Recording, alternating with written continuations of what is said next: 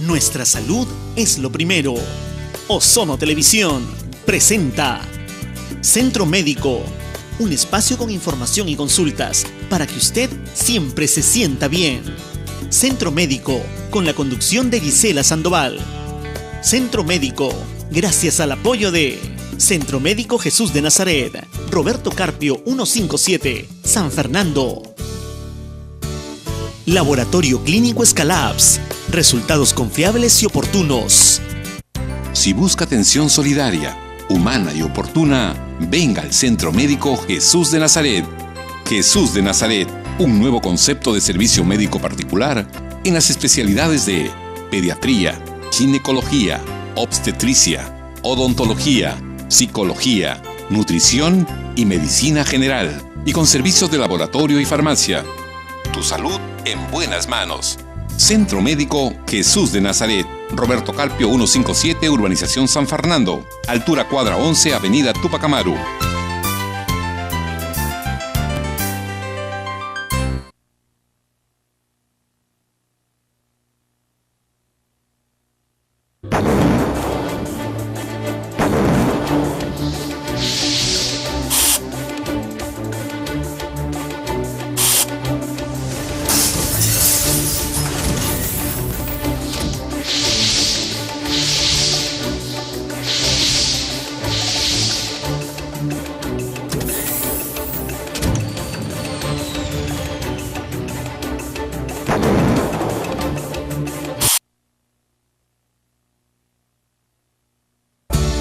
¿Cómo están? Bienvenidos a una nueva edición de Centro Médico. Muy buenos días, ¿cómo están? Bienvenidos. Estamos muy gustosos de que ustedes nos puedan acompañar esta mañana y esperando que hayan tenido pues un buen fin de semana, pasarla por supuesto en familia. Hoy, como todos los días en Centro Médico, tenemos un tema muy interesante que tratar y hoy vamos a hablar sobre los primeros auxilios en el hogar. Muchas veces nosotros tenemos o suceden accidentes domésticos en nuestras casas y en varias oportunidades no sabemos qué hacer. Es por eso que hemos querido conveniente tratar ese tema el día de hoy y para ello nos acompaña esta mañana la licenciada en enfermería Cecilia Sánchez, quien nos va a conversar un poco sobre este tema y bueno, ustedes puedan informarse y conocer más y qué hacer ante estos accidentes. Muy buenos días, Cecilia, y bienvenida a Centro Médico. Buenos días, Gisela, gustosa de estar acá nuevamente. Lo que dijiste es muy cierto, ¿no? A veces sucede accidentes en casa y la familia, los integrantes de la familia no saben qué hacer, ¿no? Son accidentes que son inevitables, que pasa tanto a los papás como a los niños, ¿no? Entonces, hoy día vamos a aprender un poco qué se puede hacer frente a esas circunstancias que puede pasar. Así es, Cecilia. Vamos a empezar entonces hablando sobre primeros auxilios. ¿A qué se denomina primeros auxilios? Bueno, como la palabra lo dice, es lo primero que se tiene que hacer, no es la primera ayuda que se va a dar, ¿no? Los primeros auxilios, que no van a reemplazar a una atención médica, pero sí va a depender bastante de esa primera ayuda que se dé para poder salvar la vida de una persona. Ya. Ahora, es muy importante tener, por ejemplo, productos básicos como el algodón, el alcohol, gasa quizá, también, claro, ¿verdad? En el hogar siempre se tiene que tener en un lugar bastante accesible lo que es el botiquín, ¿no? El botiquín de primeros auxilios, donde es una herramienta que nos va a ayudar para brindar esa primera ayuda. Dentro de ellos hay innumerables materiales de acuerdo a la cantidad de familia o de acuerdo a las personas que puedan vivir en el hogar, ¿no? Por ejemplo, si hay niños, infaltable una crema para lo que son heridas, ¿no? Gasa que tiene que haber, algún desinfectante también. También cuando los niños sufren de fiebre van a necesitar algún medicamento, algún jarabe, siempre y cuando eso esté recetado por el médico, ¿no? También férulas, entre otros utensilios necesarios. Y para esto se tiene que seguir una serie de principios, ¿verdad? ¿Cuáles son estos, por favor, para que los televidentes conozcan un poco más? Claro, cuando se presenta una circunstancia difícil, un accidente, una lesión, lo primero que hacen las personas de repente es preocuparse o asustarse. Entonces lo primero que es mantener la calma, ¿no? Estar tranquilos. Una vez que ya la persona se tranquiliza, en este caso el auxiliador está tranquilo, tiene que proteger, ¿no? Proteger a la víctima, proteger de repente que pueda suceder nuevos accidentes, ¿no? Por ejemplo, un ejemplo, ¿no? Una convulsión, está convulsionando, entonces tiene que proteger el área, que no haya cosas que puedan herir a la víctima. Después de que ya protegimos al paciente o estamos seguros de que nada puede pasar más, debemos avisar. ¿A quién avisaremos? En este caso puede ser a un hospital o simplemente pedir ayuda, ¿no? Porque de repente una sola persona no va a poder socorrer a ese accidentado. Después de que protegimos, después de que avisamos, ahora vamos a brindar en sí el primer auxilio. No es toda una secuencia que debe hacer así en ese orden. Como unos pasos. Exacto, porque si no protegemos, no avisamos, de repente no vamos a ser suficiente capaces de brindar esa ayuda. Entonces tenemos que avisar, ya sea a un familiar cercano o en el peor de los casos al hospital, a los bomberos, ¿no? Para poder continuar una ayuda. Porque un primer auxilio es un primer auxilio, pero ya no se puede seguir un tratamiento. Siempre va más allá. Exacto, siempre va a necesitar la ayuda especializada. Así es, Cecilia, y justamente uno de los accidentes más comunes, ¿no? Es los atragantamientos, ¿verdad?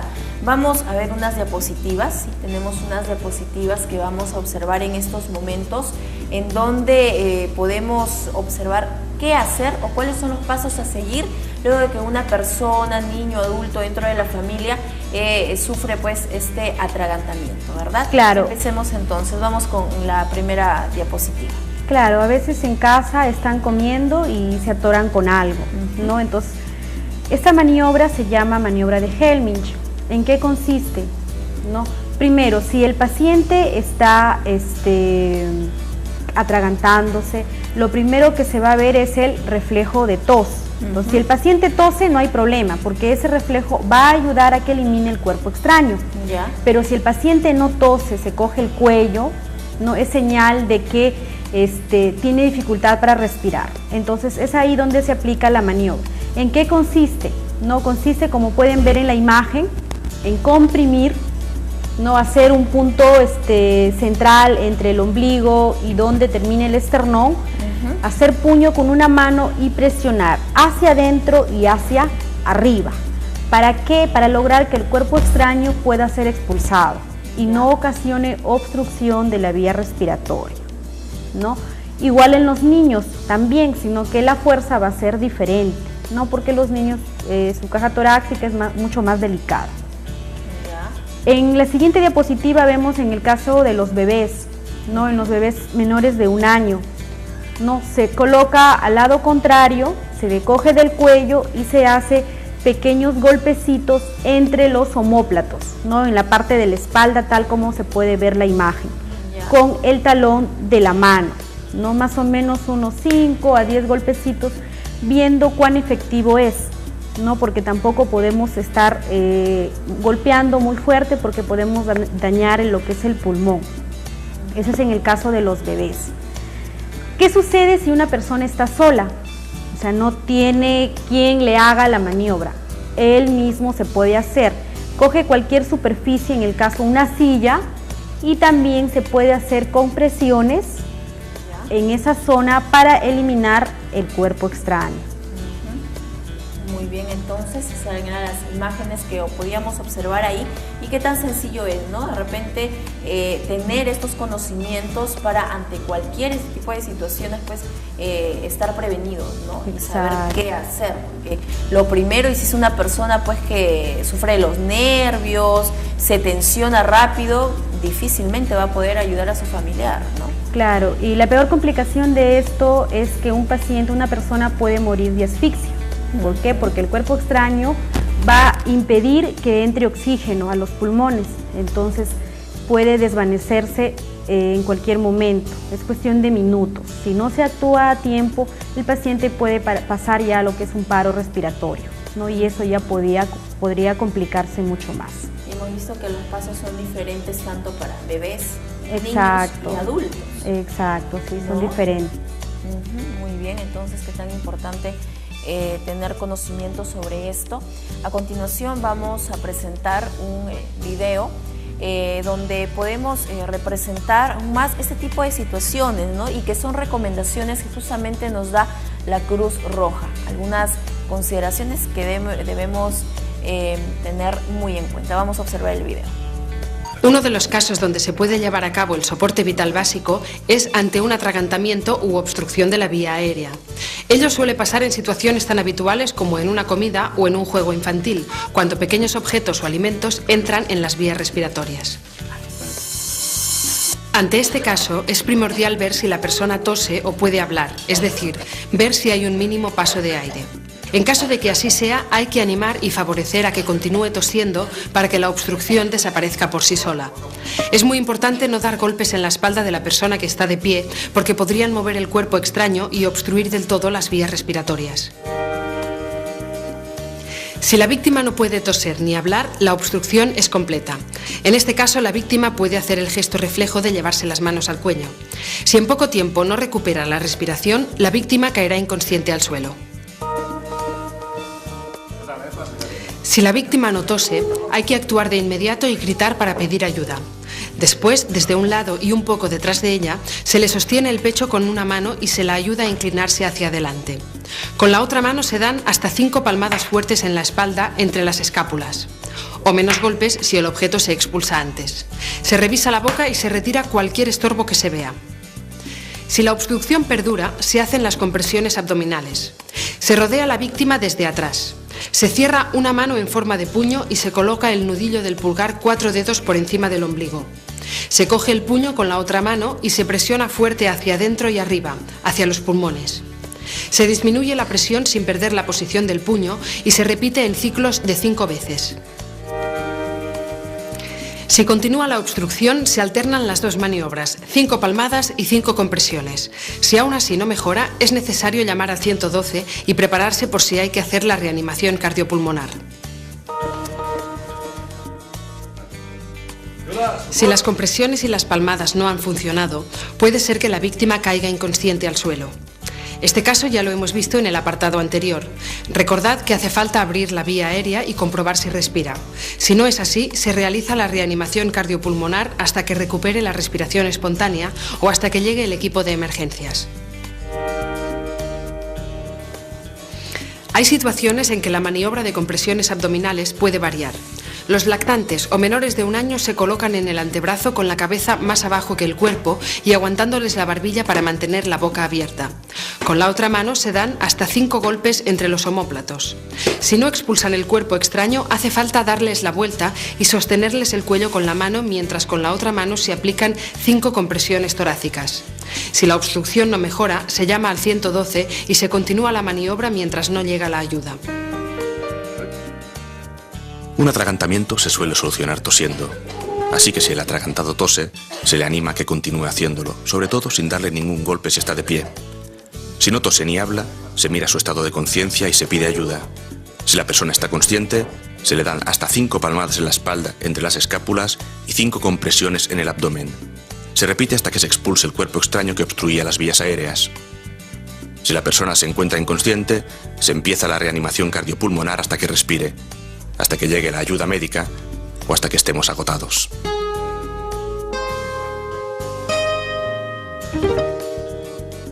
Bien, entonces ahí veíamos este video y es muy importante, no es fácil incluso de acceder a esta información en internet, ¿no? Ahí se precisa y se indica claramente cuáles son los pasos y aquellos primeros auxilios que debemos conocer para actuar en caso de estos accidentes, ¿verdad, Cecilia? Vamos a seguir tocando este tema tan interesante. Por supuesto, aquí en Centro Médico, usted no se vaya, vamos a una breve pausa comercial aquí en el programa, pero no se mueva, volvemos con más aquí en Centro Médico. Bien, continuamos aquí en Centro Médico. El día de hoy está con nosotros la licenciada en Enfermería Cecilia Sánchez, quien gentilmente nos está acompañando para hablarnos sobre un interesante tema, pero a la vez muy importante y que todas las familias deben tener en cuenta. Estamos hablando sobre los primeros auxilios en el hogar. Nuestra salud es lo primero. Centro Médico, gracias al apoyo de Centro Médico Jesús de Nazaret, Roberto Carpio 157, San Fernando. Laboratorio Clínico Escalabs, resultados confiables y oportunos. Bien, continuamos aquí en Centro Médico. El día de hoy está con nosotros la licenciada en enfermería Cecilia Sánchez, quien gentilmente nos está acompañando para hablarnos sobre un interesante tema, pero a la vez muy importante y que todas las familias deben tener en cuenta. Estamos hablando sobre los primeros auxilios en el hogar, ¿verdad? Muy comunes son los accidentes caseros. Quien en algún momento pues no ha sufrido una, no sé, un corte con un cuchillo, con una tijera tal vez. Entonces, ¿qué hacer en ese tipo de situaciones? ¿Verdad, Cecilia? ¿Qué tan importante es conocer esto? Ahora vamos a hablar sobre las heridas, que es muy común, ¿no? Ya lo mencionaba que pueden ser a partir de, pues, con el cuchillo, con la tijera, de repente están clavando valga la redundancia, un clavo y pues sufren una herida, ¿no? ¿Qué hacer en estos casos, Cecilia? Ya, en cuanto a lo que son heridas, lo primero que hay que ver es cuán grave es. Si es una herida donde no hay mayor gravedad, que quiere decir que no hay sangrado, no, que es superficial, lo primero que tenemos que evitar es la infección, ¿no? Evitar que se infecte la herida. No, ¿por qué? Porque esa infección va a empeorar la lesión y puede traer complicaciones. En este caso, para evitar la infección, lo que tenemos que hacer es dirigir los primeros auxilios a una asepsia, a una desinfección de la zona. No con materiales que podamos tener en casa, no jabón, si no hay cloruro, que es el suero fisiológico para que usamos en los hospitales, con agua hervida podemos utilizar, ¿no? Con jabón líquido o algún desinfectante. Y posteriormente cubrirlo con una gasa o de repente alguna pomada que tengamos para evitar la infección, ¿no? Básicamente. Salvo que ya la herida se complique, se tratará como una hemorragia, que más adelante también lo vamos a ver. Vamos a observar unas imágenes para que usted grafique y sepa en qué momento actuar y cómo hacerlo, ¿verdad? Cecilia, por favor, ahí tenemos las imágenes, coméntanos. Bueno, ahí en la diapositiva, por ejemplo, podemos ver los diferentes tipos de herida, ¿no? Una de ellas, por ejemplo, en la mano, probablemente con un clavo, denominada herida punzante, ¿no? Por la forma de la herida, ¿no? En la siguiente, por ejemplo, una herida por mordedura de perro, que también se trataría, ¿no? Sería algo de riesgo, ¿no? Posteriormente, una herida en el pie, que es por aplastamiento, ¿no? De repente algún objeto pesado cayó encima del pie y causó todo ese daño, ¿no? Luego una herida traumática, que casi corta o se produce amputación del dedo, que a veces las amas de casa, ¿no? Cortando la carne, en lugar de la carne, cortan el dedo. Entonces hay que tener bastante cuidado con eso. Muy frecuente esto, exacto, ¿no? Muy frecuente, en realidad, por experiencia propia. Una vez sí me corté un poco el dedo y en realidad uno no sabe qué hacer. A veces lo pone en agua, le pones tajada de tomate de repente encima para que refresque, ¿no? Pero esto sí se puede hacer, por ejemplo. Sí, hay bastantes remedios caseros que las amas de casa aplican, ¿no? Pero lo ideal o lo recomendable para producir menos daño es como vemos en la siguiente diapositiva, ¿no? Primero, alistar el material que vamos a utilizar para curar la herida. Luego, el auxiliador tiene que lavarse las manos y, si es posible, usar guantes, ¿no? Para evitar contaminarse él con la sangre de la otra persona y también evitar infecciones. Luego, si hay algún cuerpo extraño, tratar de retirarlo, que puede ser con una pinza, retiramos los cuerpos extraños. Aplicar bastante agua, ¿no? Agua a chorro, si es posible, para que ayude a desinfectar la herida. Luego aplicamos una solución estéril o un antiséptico o simplemente jabón líquido, jabón antibacterial. Puede ser cualquiera de ellos. Y si se usara, por ejemplo, jabón de pepa, porque también se puede utilizar el jabón de pepa, ¿no? Ya. Una vez que curamos con el antiséptico, con el jabón de pepa o jabón líquido, tenemos que cubrir la herida. Eso sí tiene que ser una gasa, ¿no? Una gasita. ¿Para qué? Para evitar que entre polvo o entre suciedad y se contamine la herida.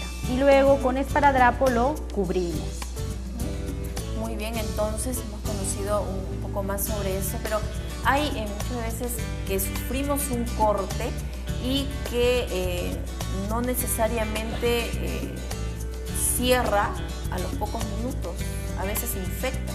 Y esto debido a que no toman los cuidados debidos o porque es que se empeora eso. Exacto, eso es generalmente cuando son heridas más profundas.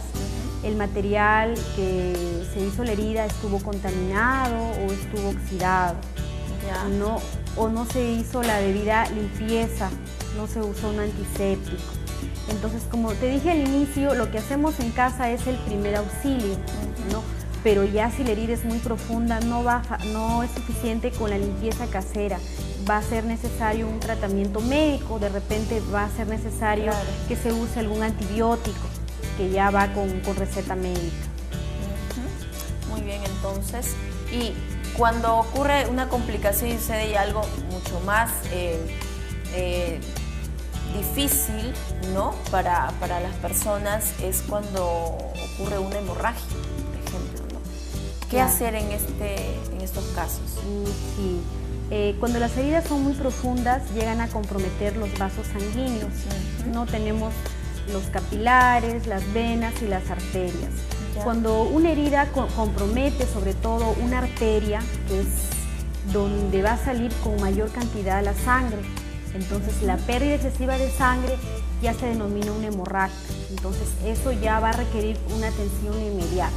Lo primero que hacemos frente a una hemorragia es presionar directamente la zona. Lo que tenemos que hacer es evitar que la persona se desangre, porque si la persona tiene una hemorragia fuerte, le puede dar un shock y puede llegar a complicarse. Puede ser mucho peor si no actuamos de inmediato. Y hay tipos de hemorragia, ¿verdad? Sí. Dentro, si podemos ver en las diapositivas, ¿no? ¿Ya? Vemos, por ejemplo, en la primera imagen, ¿no? Lo que es la hemorragia arterial, ¿no? Que es fácil de reconocer. ¿Por qué? Porque la sangre sale a fuerza, con bastante presión. No es de rojo claro, la característica del sangrado. Luego tenemos la hemorragia venosa, ¿no? Que salen de las venas, que es sangre, un color más oscuro, ¿no? Y sale de manera continua. Luego tenemos la hemorragia capilar, que es lo que cuando nos pinchamos el dedo con un alfiler, nos raspamos, ¿no? Que sale sangre clarita, pero en menor cantidad. Entonces, frente a cualquiera de eso, primero detener la hemorragia presionando directamente sobre la zona, ¿no? Como vemos en la siguiente diapositiva. Primero, ahí podemos observar lo siguiente, ¿no? Exacto. Primero hacemos presión directa Ya. en la zona, ¿no? Si a pesar de que estamos presionando minutos, sigue sangrando, entonces aplicamos un vendaje, ¿no? Vendamos toda la zona donde está sangrando. Si a pesar de eso vemos que la venda se empapó de sangre, si es en la parte de los miembros, o sea, de brazos o piernas, levantar el brazo o levantar la pierna, ¿no? Para evitar que siga sangrando. Si ya es una hemorragia arterial, no se va a detener con eso. Entonces ya va a ser necesario hacer una presión directa en la zona alejada de la herida, o sea, como para evitar que siga saliendo más sangre. Y finalmente, bueno, en una amputación traumática, ¿no? Como es la pérdida de la mano o del brazo, lo que se tiene que evitar es que el paciente muera, ¿no? Entonces tenemos que salvarle la vida. Y el último recurso es el torniquete, ¿no? que mucho cuidado con esto, porque eso siempre lo tienen que utilizar o aplicar las personas capacitadas, no cualquiera lo puede utilizar, ¿no?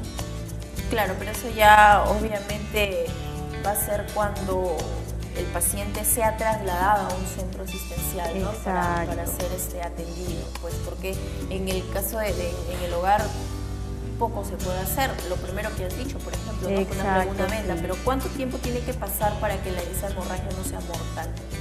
Claro, eso va a depender de la cantidad de las pérdidas sanguíneas, ¿no?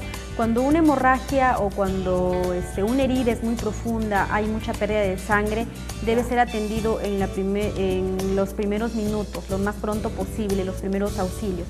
Pero previamente a eso ya hicimos el pedido SOS, ¿no? Ya pedimos ayuda.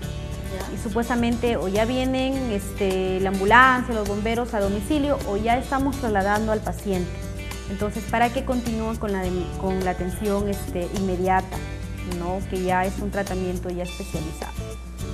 De parte de eso, es muy común ver que en las casas, ¿no? Por consejo de la abuelita, de la mamá, se utilizan medicamentos caseros, ¿no? Por ejemplo, los té, algunos desinflamantes, ¿no? ¿Esto sí se puede hacer? En el caso de una hemorragia, bueno, lo primero es esto, ¿no? Y si vemos que el paciente ya no se desmaya, si el paciente está consciente y controlamos la hemorragia, se puede aplicar cualquier tratamiento casero, siempre y cuando no perjudique al paciente o a la víctima. Pero si vemos que sigue sangrando, por más que le demos el tecito, lo que dijiste, no se va a poder solucionar. Muy bien, entonces. Vamos ahora a una situación que realmente suele suceder más en las amas de casa y en los niños. En los niños muchos he escuchado y accidentes que llegan al hospital sobre quemaduras, ¿no? A veces el niño está jugando o la mamá se descuida y le cae agua caliente, agua hirviendo en alguna de las extremidades o a veces en el rostro, lamentablemente sucede así. Ante eso, ¿qué se hace? Porque claro, aquí se maneja en grado, ¿no? Primer grado, segundo y tercer grado. Coméntanos por favor cómo se... Claro, en los primeros auxilios también una parte importante es la parte preventiva, ¿no? Porque cuando ya sucedió el accidente ya no se puede volver atrás y es bastante triste, como bien decías, ¿no? Ver en los hospitales niños pequeñitos de 1 año, 2 años con quemaduras de primer, segundo, tercer grado, prácticamente en un 50 o 60% de su cuerpo. Entonces, primero es importante la prevención, ¿no? En casa, agua caliente, no dejarlo en la mesa, porque ¿qué hace el niño? Jala el mantel y el agua se voltea. O a veces lo que hacen las mamás, van a dar de lactar a su bebé, se sientan y ponen la leche hirviendo, no la taza al costado. O el termo y el niño con la manito mueve y es donde se produce la quemadura.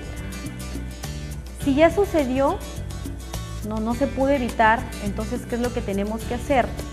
A la zona de la quemadura lo primero que tenemos que hacer es echar agua de frente, agua fría, no a chorro, y seguir aplicando agua. ¿Por qué? Porque la quemadura lo primero que va a sentir la persona es dolor, ¿no?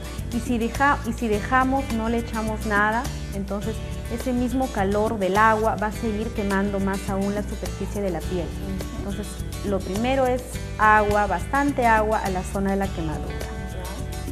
Y depende del grado, ¿no? Por ejemplo, si vemos una quemadura de segundo grado, se forman las ampollas, ¿no? Lo que se denominan fluctemas.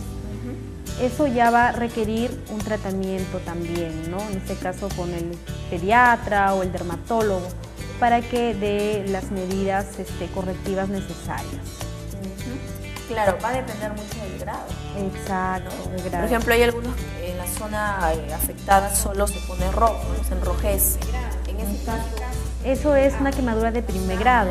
En ese caso solamente agua, bastante agua, para disminuir el dolor, ¿no? Y si es muy extensa, alguna crema recetada, ¿no? Pues una crema antiinflamatoria o algo, un jarabe, en el caso de los niños o adultos, algún pastilla para el dolor.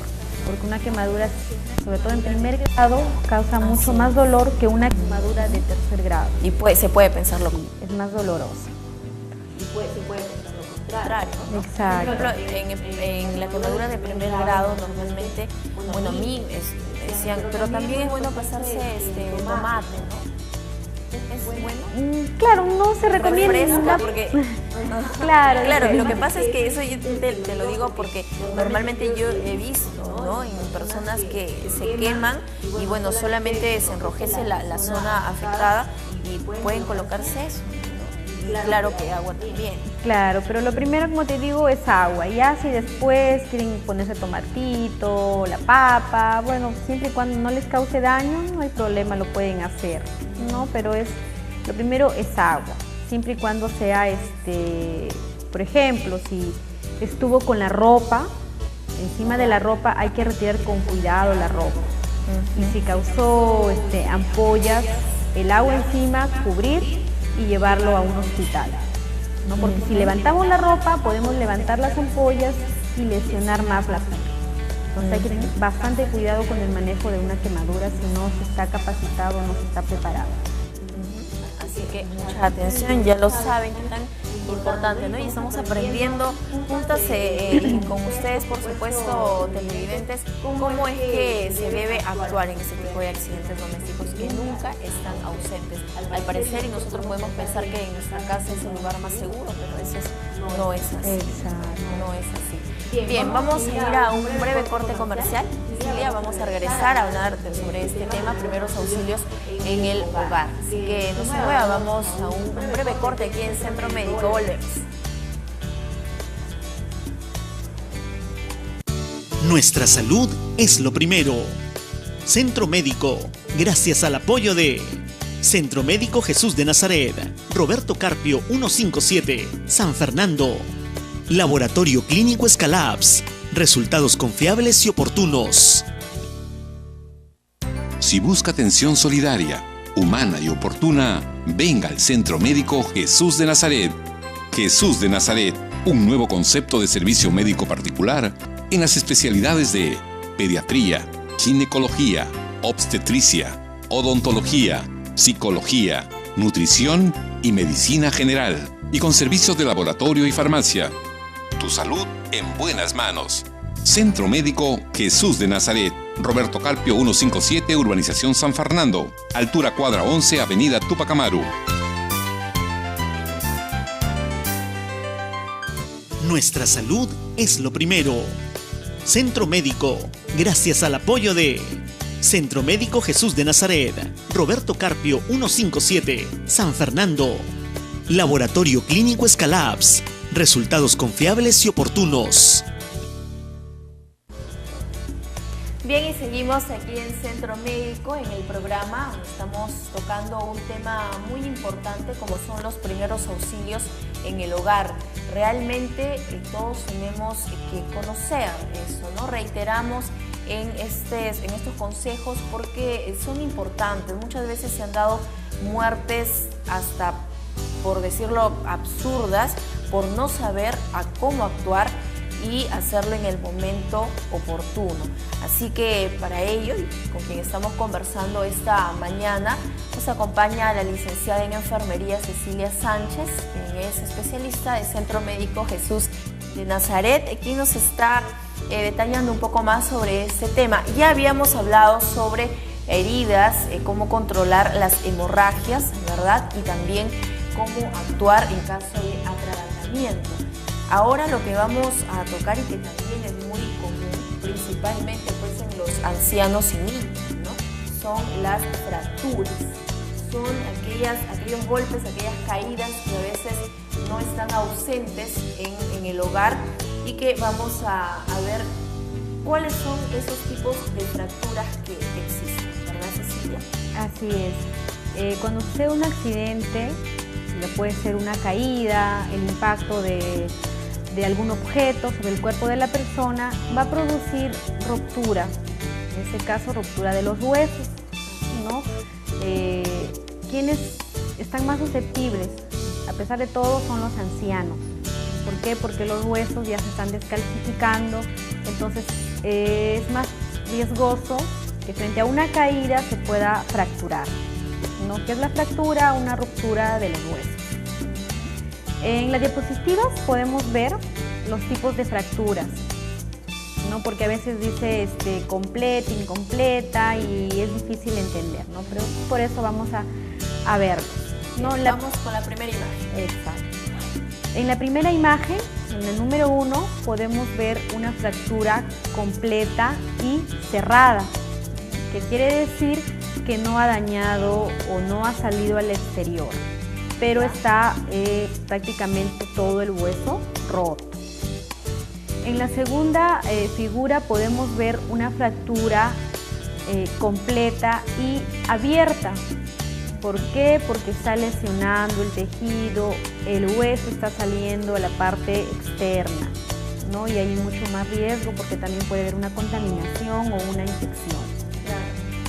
Luego tenemos una fractura que no hay separación del hueso y se conoce como fisura o, como decir en palabras comunes, una rajadura nada más, ¿no?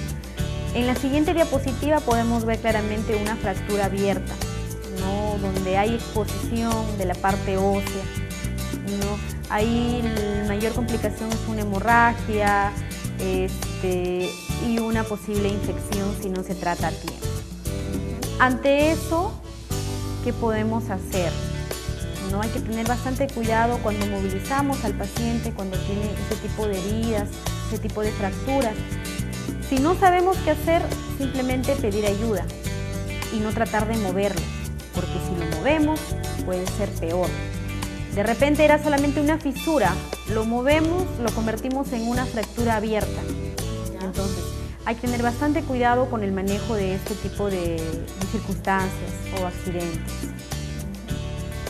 Bien, tenemos la siguiente. En la siguiente diapositiva, ¿qué hacer? ¿No? Primero es sostener firmemente la zona y colocar encima una gasa, ¿no? Para proteger lo que es la herida.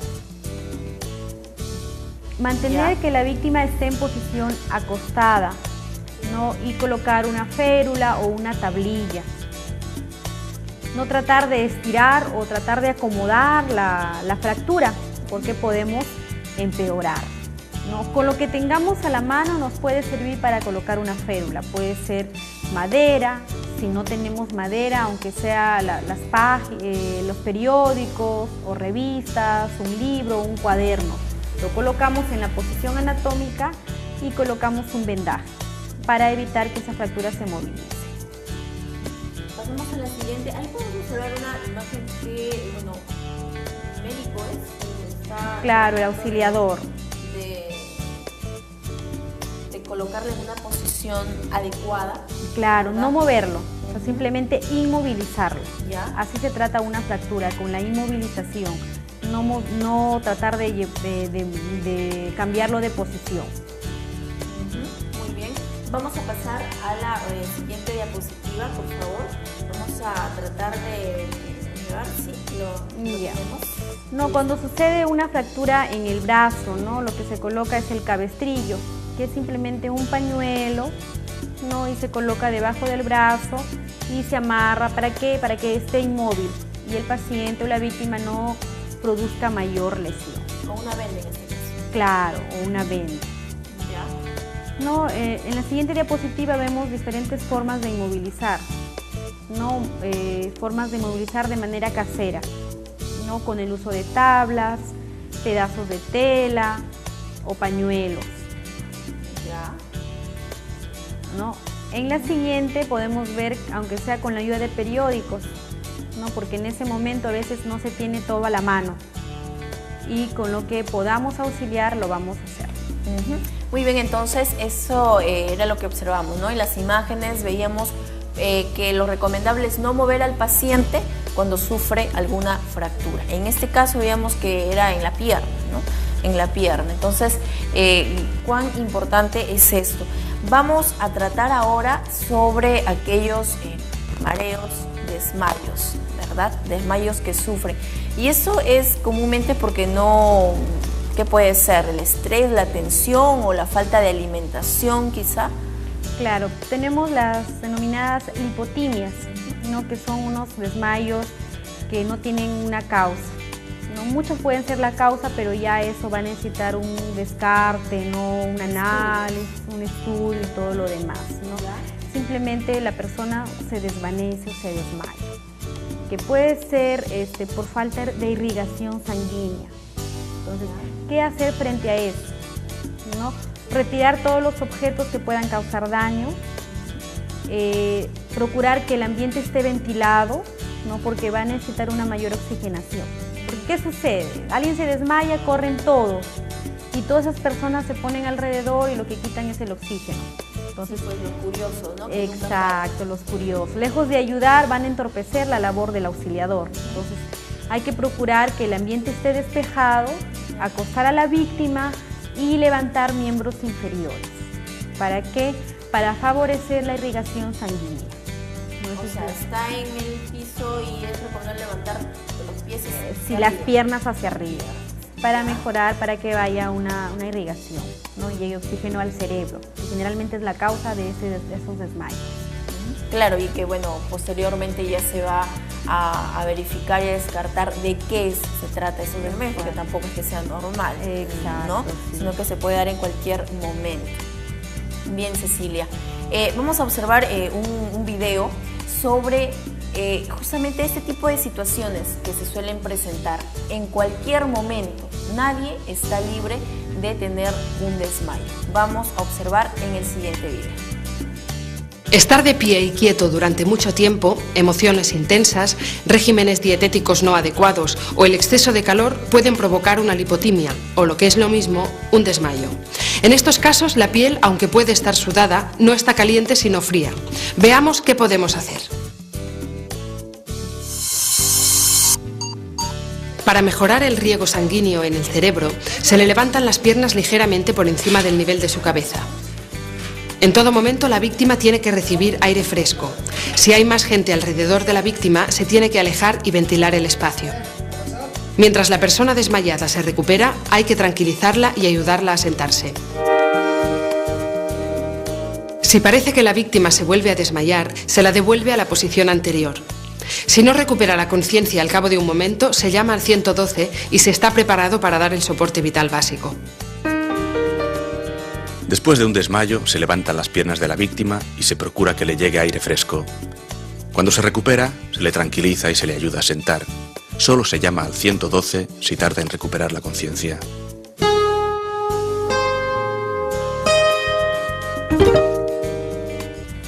Bien, y ahí observábamos este video, ¿no? Realmente fuerte, ¿no? Porque uno en la desesperación no sabe muchas veces cómo reaccionar, ¿no? Y es fácil decirle pues a las personas sepan cómo actuar, dónde hacerlo, en qué momento, ¿no? Pero en esa situación pues es difícil contener la calma, ¿no?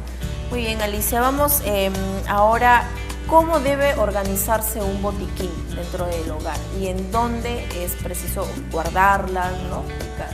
Claro, tener los materiales necesarios de acuerdo a la necesidad del hogar, ¿ya? ¿No? De acuerdo al lugar que se va a tener, ¿no? Porque también en las empresas también se debe tener su botiquín, ¿no? Ustedes mismos acá también en la radio, en el canal deben tener su botiquín. Sí, claro. Entonces, estamos prevenidos. Exacto. ¿Qué materiales se debe tener? ¿No? Gasa, isodine, un jabón líquido, guantes, vendas, algodón, alcohol, algunas pastillas de repente para la fiebre, alguna pomada antibiótica, férulas, entre otros.